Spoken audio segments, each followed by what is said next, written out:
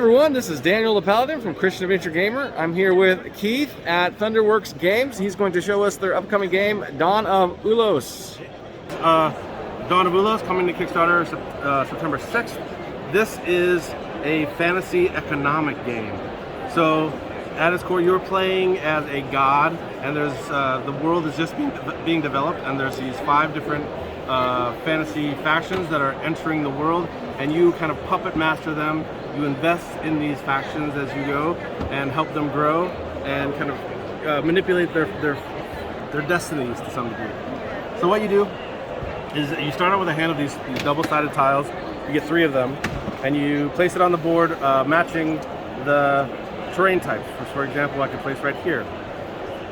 Once the shape is the same as one of the bases of one of the factions that are not in play, they come in. So now the goblins have now arrived, and they moved on the strength board from lost over to 0 territory.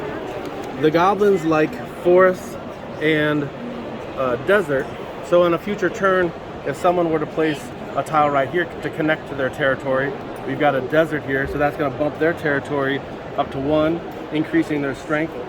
Their strength determines what the cost is to purchase faction cards for them.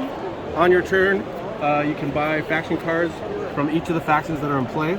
These are all identical. These are similar to shares in another economic game, but you get these cards, and they will. That just keeps happening. You'll replenish your hand up to 3 tiles. The board will kind of start getting more populated. The factions get put on the board. Their lands start growing. They become stronger. At some point, the groups someone will place a tile in which they connect the formations. We put the tile face down, and now the orcs and the goblins are in conflict. So the orcs like desert and mountain, so they actually have 4 of those.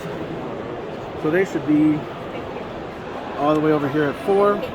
The goblins are at 1, so they have a strength of 5 versus 3.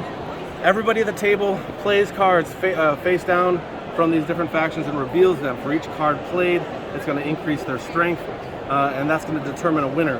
The stronger the faction wins, the loser loses. So let's say the goblins lost, they come off the board, they become lost again, this tile flips, and we reevaluate the orcs. Now they're at 1, 2, 3, 4, 5, 6, 7, 8, 9. They're going to bump up to the 9 space. The player collects this rift token, which has a special power on it that they can use on a future turn. And then half of the cards that you've played have to go back to the market or go back to the supply. So you want to commit enough to help your faction win, but don't throw a bunch of cards away you don't need to. So that keeps happening, and then eventually one of the factions will hit legendary, the highest space, and then we'll flip that over. Once 2 factions hit legendary, the game's over. You trade in all your cards for more favor, which is the currency, and whoever has the most favor wins. Okay, so do you actually play as a character? So you play as this a god. Nafros? Right, Nefros is one of our gods in the role-player universe. It acts mainly as a player aid, mainly to kind of make it clear there's a separation between when I put down the orc characters.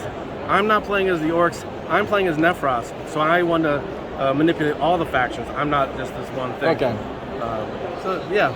Awesome. I see it comes to Kickstarter September 6th. Yeah, there's 10 different factions in the box. You play with 5 at a time, and the board is 6 different sections. You can mix and match them to create different configurations of maps for people.